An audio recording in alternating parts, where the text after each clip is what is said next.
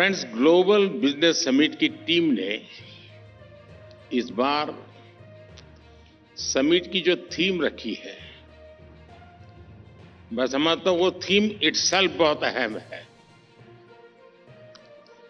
Disruption, development और diversification.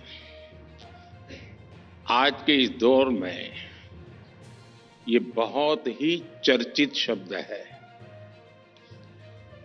और disruption, development and diversification की इस चर्चा में कोई इस बात पर सहमत है कि भारत का समय है। This is India's time.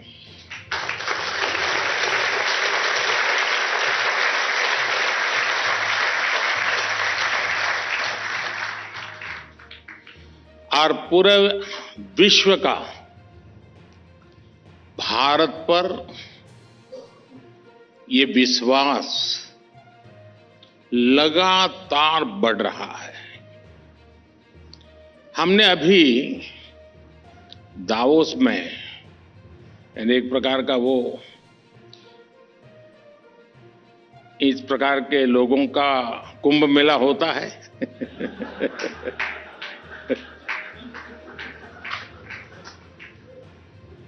वहां लिक्विड कुछ और होता है गंगा जल नहीं होता है वहां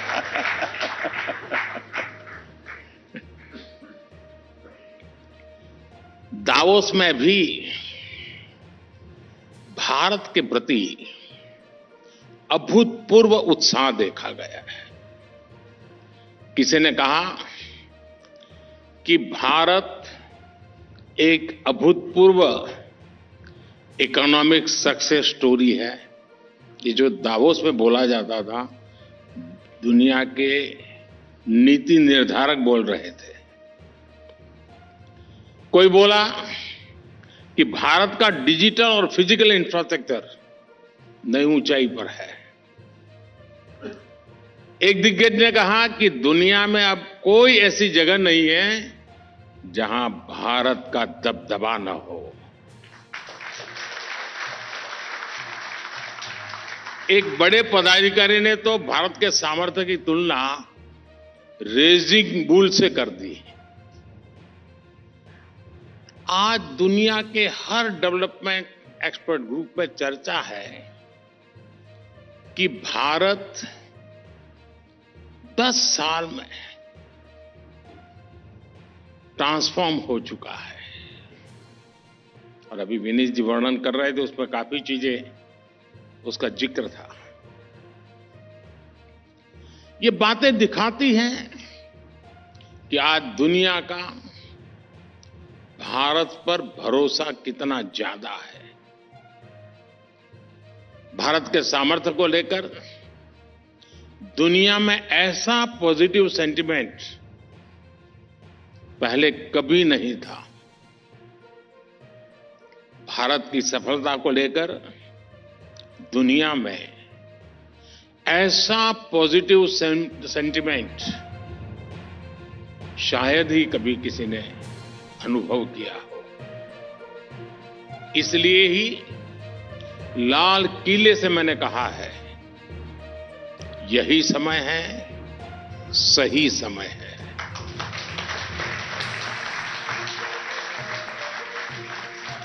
फ्रेंड, किसी भी देश की डेवलपमेंट जर्नी में एक समय ऐसा आता है जब सारी परिस्थितियां उसके फेवर में होती हैं।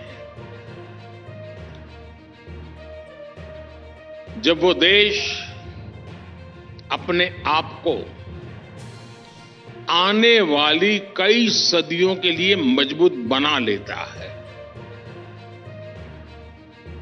मैं भारत के लिए आज वही समय देख रहा हूं। और जब मैं 1000 साल की बात करता हूं तो बहुत ही समझदारी पूर्वक करता हूं। ये ठीक है कि किसी ने 1000 शब्द कभी सुना नहीं, 1000 दिन का नहीं सुना तो उसके लिए तो 1000 साल बहुत बड़ी लगती है। लेकिन कुछ लोग होते हैं जो देख पाते हैं। ये टाइम पीरियड, ये कालखंड वाकई अभूतपूर्व है। एक प्रकार से वर्चुअस साइकिल शुरू हुई है। ये वो समय है जब हमारी ग्रोथ रेट लगातार बढ़ रही है और हमारा फिस्कल डेफिसिट घट रहा है। ये वो समय है जब हमारा एक्सपोर्ट बढ़ रहा है और करंट अकाउंट डेफिसिट कम होती जा रही है। ये वो समय है जब हमारा प्रोडक्टिव इन्वेस्टमेंट रिकॉर्ड ऊंचाई पर है और महंगाई नियंत्रण में है। ये वो समय है जब अपॉर्चुनिटीज और इनकम दोनों बढ़ रही है और गरीबी कम हो रही है। ये वो समय है जब कंजम्पशन और कॉर्पोरेट प्रॉफिटेबिलिटी दोनों बढ़ रहे हैं और बैंक एनपीए में रिकॉर्ड कमी आई है। ये वो समय है जब प्रोडक्शन और प्रोडक्टिविटी दोनों में वृद्धि हो रही हो और ये वो समय है जब हमारे आलोचक ऑल टाइम लो है।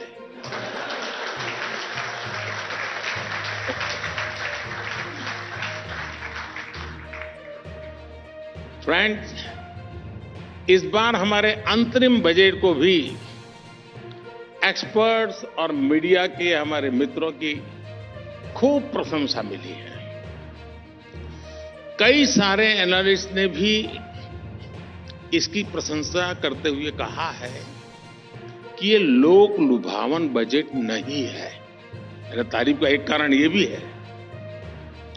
मैं उन्हें इस समीक्षा के लिए धन्यवाद देता हूं, लेकिन मैं उनके आकलन में कुछ और बातें भी जोड़ना चाहता हूं। कुछ मूल बातों की तरफ ध्यान आकर्षित करना चाहता हूं। अगर आप हमारे बजट या ओवरऑल पॉलिसी मेकिंग की चर्चा करेंगे तो आपको उसमें कुछ फर्स्ट प्रिंसिपल्स नजर आएंगे और वो फर्स्ट प्रिंसिपल्स हैं स्टेबिलिटी, कंसिस्टेंसी, कंटिन्यूटी।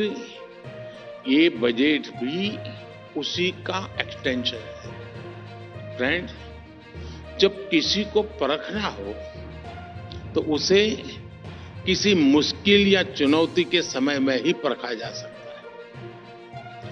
कोरोना महामारी और उसके बाद का पूरा कालखंड भी पूरे विश्व में सरकारों के लिए एक बड़ी परीक्षा बनकर आया था।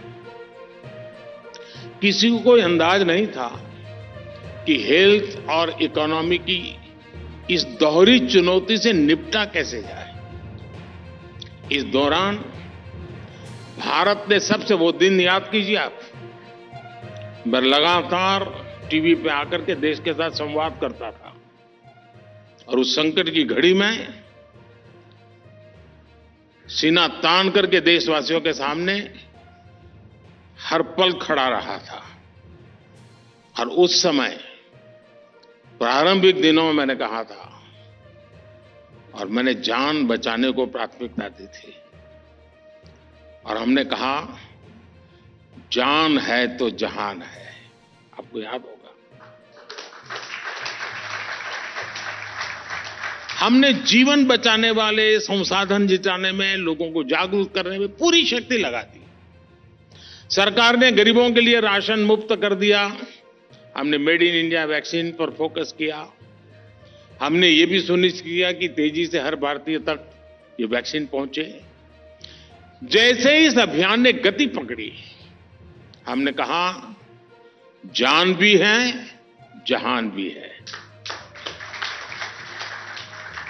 हमने स्वास्थ्य और आजीविका दोनों ही डिमांड को एड्रेस किया। सरकार ने महिलाओं के बैंक खातों में सीधे पैसे भेजे। हमने रेहड़ी पटरी वालों, छोटे उद्योगपतियों को आर्थिक मदद दी। हमने खेती किसानी में दिक्कत ना आए इसके लिए सारे उपाय किए। हमने आपदा को अवसर में बदलने का संकल्प लिया।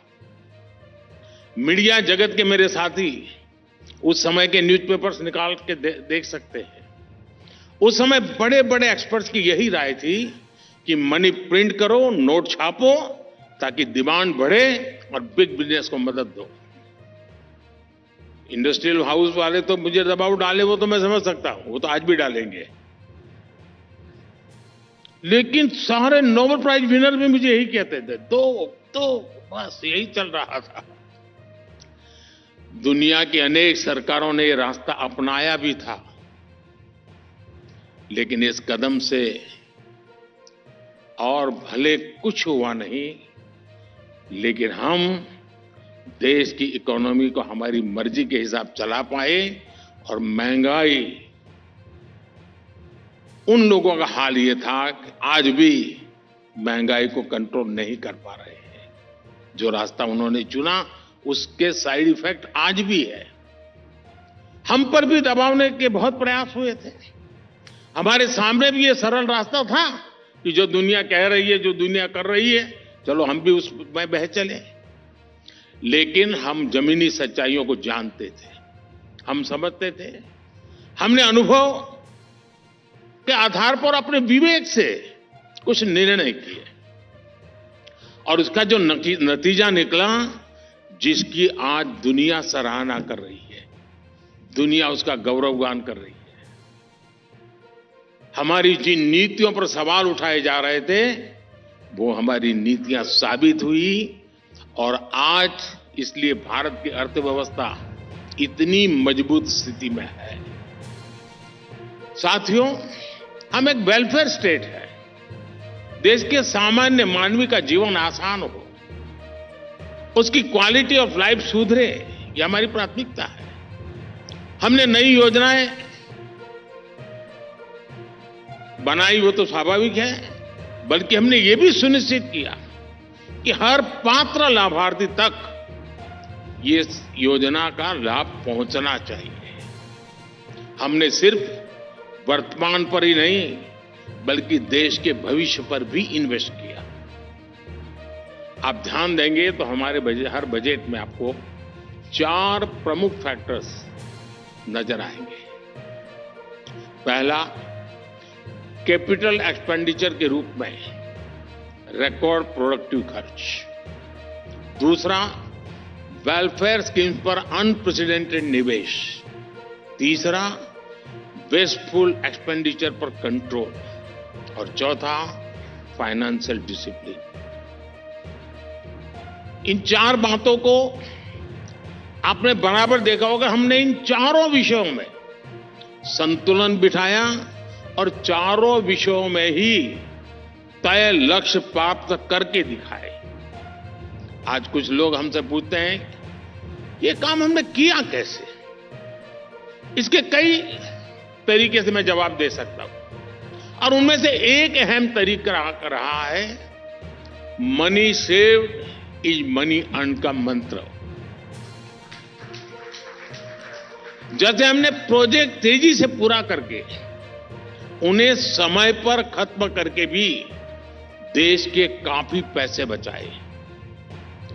टाइम बाउंड तरीके से प्रोजेक्ट पूरे करना हमारी सरकार की पहचान बनी है। मैं एक उदाहरण देता हूं। ईस्टर्न डेडिकेटेड फ्रेट कॉरिडोर 2008 में शुरू हुआ था।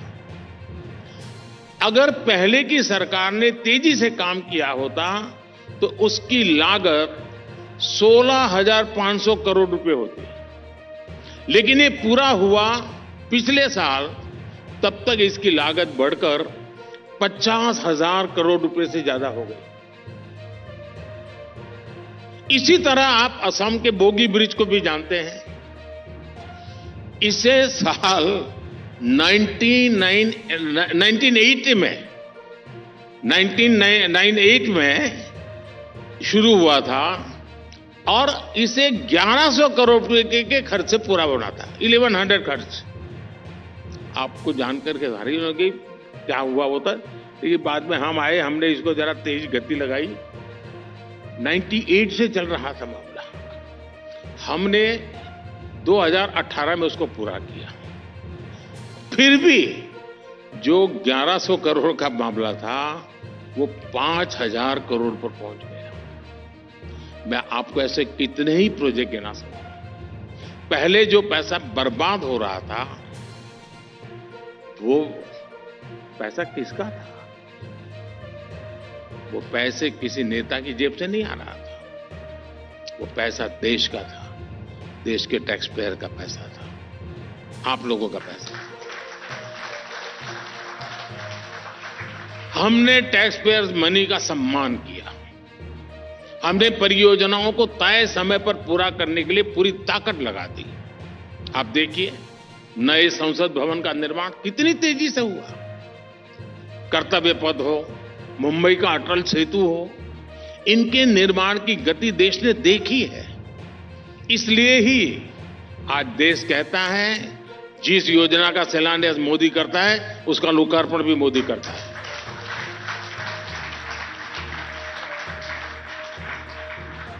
साथियों, हमारी सरकार ने व्यवस्था में पारदर्शिता लाकर टेक्नोलॉजी का इस्तेमाल करके भी देश के पैसे बचाए हैं। आप कल्पना कर सकते हैं, हमारे यहां कांग्रेस सरकार के समय से कागजों में, आप ये सुनकर के हैरान हो जाओगे, कागजों में 10 करोड़ ऐसे नाम चले आ रहे थे जो फर्जी लाभार्थी थे, ऐसे लाभार्थी जिनका जन्म नहीं हुआ था, ऐसे विधवाएं थी जो बेटी के भी पैदा ही नहीं हुई थी। 10 करोड़, हमने ऐसे 10 करोड़ फर्जी नामों को कागजों से हटाया।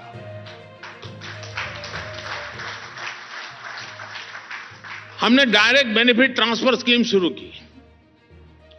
हमने पैसे की लीकेज रोकी। एक प्रधानमंत्री कह के गए थे 1 रुपया निकलता है तो 15 पैसा पहुंचता है। हमने डायरेक्ट ट्रांसफर किए, 1 रुपया निकलता है 100 पैसे पहुंचते हैं, 99 भी नहीं।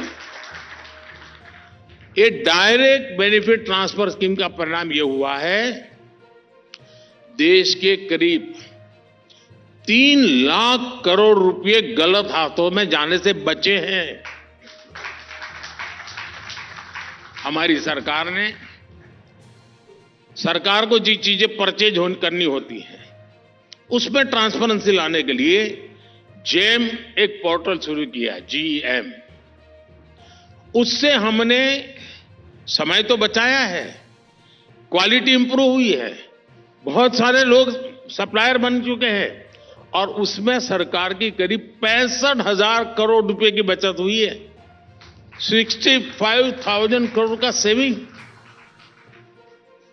ऑयल प्रोक्योरमेंट का डाइवर्सिफिकेशन हमने किया और उसके कारण 25,000 करोड़ रुपए बचे हैं। ये आपको भी इसका लाभ मिल रहा है, डे टू डे मिल रहा है। पिछले 1 साल में सिर्फ पेट्रोल में इथेनॉल ब्लेंडिंग करके भी हमने 24,000 करोड़ रुपए बचाए हैं। और इतना ही नहीं, जिस स्वच्छता अभियान का कुछ लोग मजाक उड़ाते हैं, ये देश का प्राइम मिनिस्टर स्वच्छता की बातें करता रहता है। स्वच्छता अभियान के तहत हमने सरकारी इमारतों में जो सफाई का मैं काम करवाया, उसमें से जो कबाड़ निकला वो बेच करके मैं 1100 करोड़ रुपए कमाया हूं।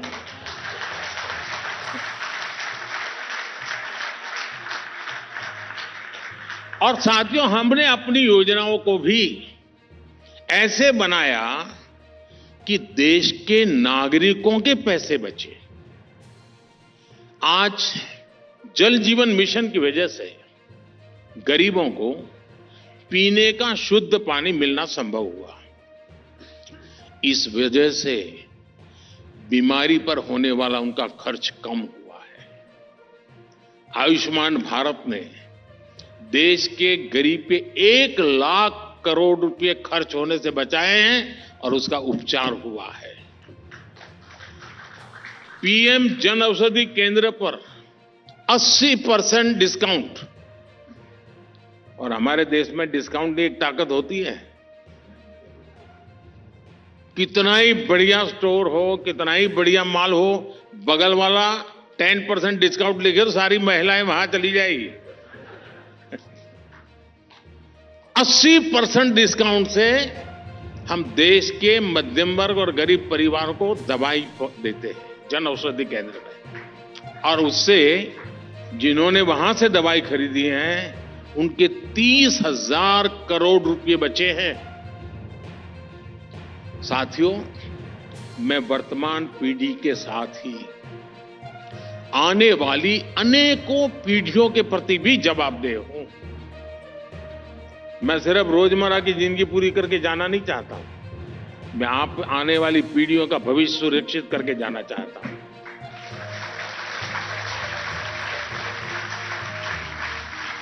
साथियों, खजाना खाली करके 4 वोट ज्यादा पा लेने की राजनीति से मैं कोसों दूर रहता हूं, और इसलिए हमने नीतियों में, निर्णयों में वित्तीय प्रबंधन को सर्वोच्च प्राथमिकता दी है। मैं आपको एक छोटा सा उदाहरण दूंगा। बिजली को लेकर कुछ दलों की अप्रोच आपको पता है? वो अप्रोच देश की बिजली व्यवस्था को बर्बादी की तरफ ले जाने वाली। मेरा तरीका उनसे भिन्न है।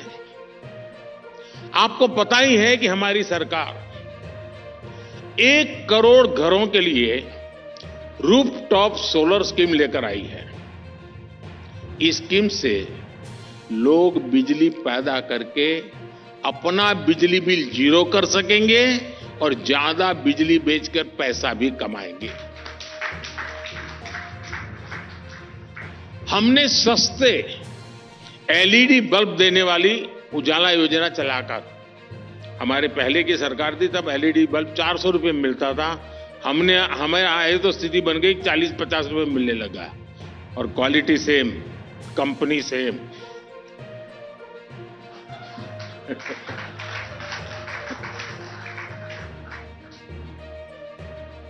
एलईडी के कारण बिजली बिल में लोगों के करीब करीब 20,000 करोड़ रुपए बचे हैं। साथियों, यहां तो आप सब, यहां बहुत बड़ी मात्रा में सीजन पत्रकार भी बैठे हैं।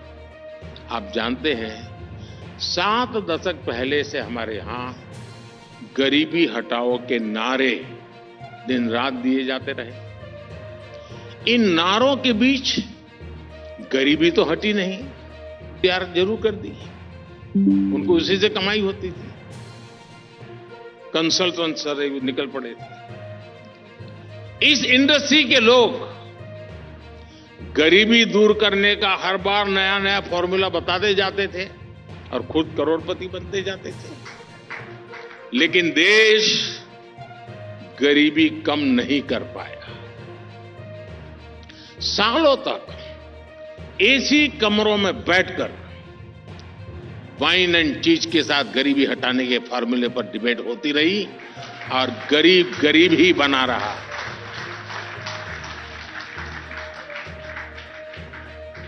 लेकिन 2014 के बाद जब मैं गरीब का बेटा प्रधानमंत्री हुआ तो गरीबी के नाम पर चल रही ये इंडस्ट्री ठप हो गई।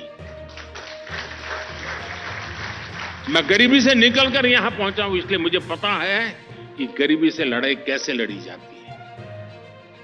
हमारी सरकार ने गरीबी के खिलाफ लड़ाई अभियान शुरू किया, हर दिशा में काम शुरू किया, तो परिणाम यह आया कि पिछले 10 वर्षों में 25 करोड़ लोग गरीबी से बाहर आ गए। ये दिखाता है कि हमारी सरकार की नीतियां सही है, हमारी सरकार की दिशा सही है। इसी दिशा में आगे बढ़ते हुए हम देश की गरीबी कम करेंगे, अपने देश को विकसित बनाएंगे। साथियों, हमारा गवर्नेंस मॉडल 2 धाराओं पर एक साथ आगे बढ़ रहा है। एक तरफ हम 20वीं सदी की चुनौतियों को एड्रेस कर रहे हैं जो हमें विरासत में मिली है, और दूसरी तरफ 21वीं सदी के एस्पिरेशंस को पूरा करने में हम जुटे हुए हैं। हमने कोई काम छोटा नहीं माना। दूसरी तरफ हम बड़ी से बड़ी चुनौती से टकराए। हमने बड़े लक्ष्यों को हासिल किया। हमारी सरकार ने अगर 11 करोड़ शौचालय बनाए हैं तो स्पेस सेक्टर में भी नई संभावनाएं बनाई है। हमारी सरकार अगर गरीबों को 4 करोड़ घर दिए हैं तो 10,000 से ज्यादा अटल टिंकरिंग लैब भी बनाए हैं। हमारी सरकार ने अगर 300 से ज्यादा मेडिकल कॉलेज बनाए हैं तो फ्रेट कॉरिडोर, डिफेंस कॉरिडोर का काम भी बहुत तेजी से चल रहा है।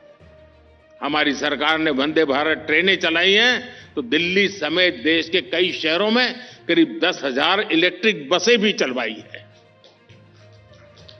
हमारी सरकार ने करोड़ों भारतीयों को बैंकिंग से जोड़ा है तो वहीं डिजिटल इंडिया से, फिनटेक से सुविधाओं का सेतु भी बनाया है। साथियों, इस हॉल में अभी देश दुनिया के तमाम विचारक और उद्योग जगत के गणमान्य महानुभाव बैठे हैं। आप अपने संस्थान के लिए टारगेट कैसे बनाते हैं? आपके लिए सफलता की परिभाषा क्या है? बहुत से लोग कहेंगे कि हम पिछले साल जहां थे वहां से अपना टारगेट तय करते हैं कि पहले 10 पर थे तो 12 पर जाएंगे, 13 पर जाएंगे, 15 पर जाएंगे। अगर 5-10% की ग्रोथ है तो इसको अच्छा मान लिया जाता है। मैं कहूंगा कि यही कर्स ऑफ इंक्रीमेंटल थिंकिंग है। ये इसलिए गलत है क्योंकि आप खुद को दायरे में बांध रहे हैं, क्योंकि आप खुद पर भरोसा करके अपनी गति से आगे नहीं बढ़ रहे हैं। मुझे याद है, मैं सरकार में आया था तो हमारी ब्यूरोक्रेसी भी इसी सोच में फंसी हुई थी। मैंने तय किया कि ब्यूरोक्रेसी को इस सोच से मैं बाहर निकालूंगा, तभी देश उस सोच से बाहर निकल पाएगा। मैंने पिछली सरकारों से कहीं ज्यादा स्पीड से, कहीं बड़े स्केल पर काम करना तय किया और आज इसका परिणाम दुनिया देख रही है। कई ऐसे सेक्टर हैं जिनमें बीते 10 सालों में इतना काम हुआ है जितना पिछले 70 साल में, 7 दशक में नहीं हुआ है। यानी 7 दशक और 1 दशक की तुलना कीजिए आप। 2014 तक 7 दशक में करीब 20,000 किलोमीटर रेलवे लाइन का इलेक्ट्रिफिकेशन हुआ। 7 दशक में 20,000 किलोमीटर। हमने अपनी सरकार के 10 साल में 40,000 किलोमीटर से ज्यादा रेलवे लाइन का इलेक्ट्रिफिकेशन किया है।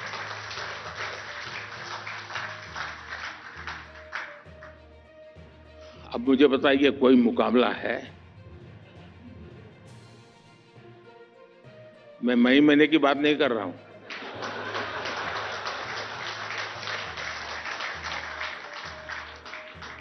ट्वेंटी 2014 तक 7 दशक में 4 लेन या उससे अधिक के करीब 18,000 किलोमीटर नेशनल हाईवे बने। 18,000। हमने अपनी सरकार के 10 सालों में ऐसे करीब 30,000 किलोमीटर हाईवे बनाए हैं। 70 साल में 18,000 किलोमीटर, 10 साल में 30,000 किलोमीटर। अगर इंक्रीमेंटल सोच के साथ में काम करता तो कहां पहुंचता भाई? साथियों, 2014 तक 7 दशक में भारत में 250 किलोमीटर से भी कम मेट्रो रेल नेटवर्क बना था। बीते 10 सालों में हमने 650 किलोमीटर से ज्यादा का मेट्रो रेलवे नेटवर्क बनाया है। 2014 तक 7 दशक में भारत में 3.5 करोड़ परिवारों तक नल से जल का कनेक्शन था। 3.5 करोड़। 2019 में हमने जल जीवन मिशन शुरू किया था। बीते 5 साल में ही हमने ग्रामीण इलाकों में 10 करोड़ से अधिक घरों तक नल से जल पहुंचा दिया। साथियों, 2014 के पहले के 10 साल में देश जिन नीतियों पर चला था, वो वाकई देश को कंगाली की राह पर लेके जा रही थी। इस बारे में संसद के इसी सेशन में हमने भारत की आर्थिक स्थिति को लेकर के एक व्हाइट पेपर भी रखा है। आज उसकी चर्चा भी चल रही है। और मैं आज जब इतना बड़ा ऑडियंस है तो अपने मन की बात भी बता देता हूं। ये व्हाइट पेपर में जो आज लाया हूं ना, वो मैं 2014 में ला सकता था। राजनीतिक स्वार्थ अगर मुझे साधना होता तो वो आंकड़े मैं 10 साल पहले देश के सामने रख देता। लेकिन 2014 में जो चीजें जब मेरे सामने आई, मैं चौंक गया था। अर्थव्यवस्था हर प्रकार से बहुत गंभीर स्थिति में थी। घोटाले और पॉलिसी पैरालिसिस को लेकर पहले ही दुनिया भर के निवेशकों में घोर निराशा व्यापी थी। अगर मैं इन चीजों को उस समय खोल देता, जरा भी एक नया गलत सिग्नल जाता तो शायद देश का विश्वास टूट जाता। लोग मानते डूब गए, अब नहीं बच सकते हैं। जैसे किसी मरीज को पता चले ना कि भाई तुम्हें एक गंभीर बीमारी है, तो आधा तो वहीं खत्म हो जाता है। देश का वही हाल हो जाता। पॉलिटिकली मुझे वो सूट करता था, वो सारी चीजें बाहर लाना। राजनीति तो मुझे कहती है वो करो, लेकिन राष्ट्र नीति मुझे वो नहीं करने देती। और इसलिए मैंने राजनीति का रास्ता छोड़ा, राष्ट्र नीति का रास्ता चुना। और पिछले 10 साल में जब सारी स्थितियां मजबूत हुई है, कोई भी हमला झेलने की हमारी ताकत बन चुकी है, तो मुझे लगा कि देश के सामने सत्य मुझे बता देना चाहिए, चीजें खुल करके रख देनी चाहिए। और इसलिए मैंने कल पार्लियामेंट में व्हाइट पेपर पेश किया है। उसको देखोगे तो पता चलेगा हम कहां थे और कितनी बुरी स्थितियों से निकल करके आज हम यहां पहुंचे हैं। हम जब साथियों, आज आप भारत की उन्नति की नई ऊंचाई देख रहे हैं। हमारी सरकार ने अनेकविध काम किए हैं। और अभी मैं देख रहा था कि तीसरी इकोनॉमी हमारे विनीत जी बार बार कह रहे थे, और किसी को आशंका नहीं है। मैं देख रहा था, विनीत जी तो बहुत नम्रता से बोलते हैं, अत्यंत सॉफ्ट स्पोकन है, लेकिन फिर भी आप सब भरोसा करते हैं, हाँ यार हम तीसरे नंबर पर पहुंच जाएंगे। क्यों? बगल में मैं बैठा था।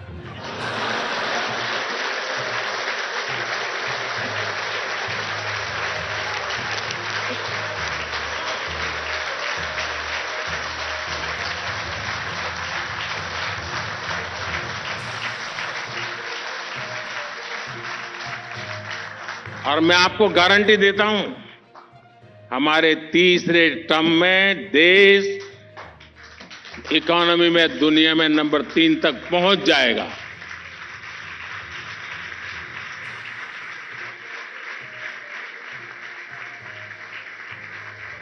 और साथियों, आप ये भी तैयारी रखिए, मैं कोई चीज छिपाता नहीं, हर एक को तैयारी करने का मौका भी देता हूं। लेकिन लोगों को क्या है कि लगता है जो पॉलिटिशियन है तो बोलते रहते हैं, लेकिन अब अनुभव मेरा हो गया है आपको, मैं ऐसे ही बोलता नहीं हूं। और इसलिए मैं बताता हूं, तीसरे टर्म में और भी बड़े फैसले होने जा रहे हैं।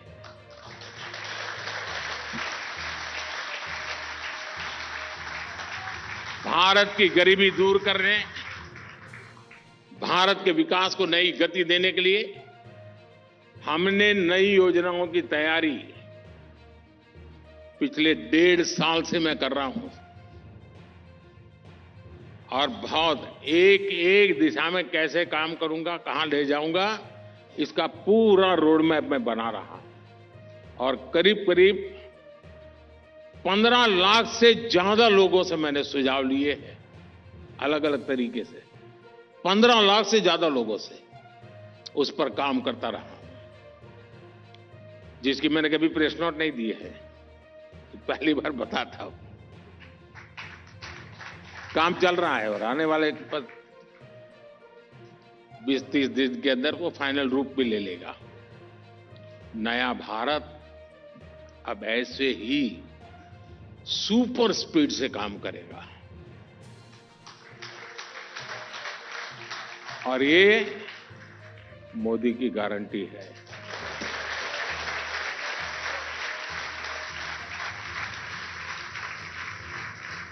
मैं आशा करता हूं कि इस समिट में सकारात्मक चर्चाएं होगी, बहुत से अच्छे सुझाव निकल करके जाएंगे जो हमको भी जो रोड मैप तैयार हो रहा है उसमें काम आएंगे।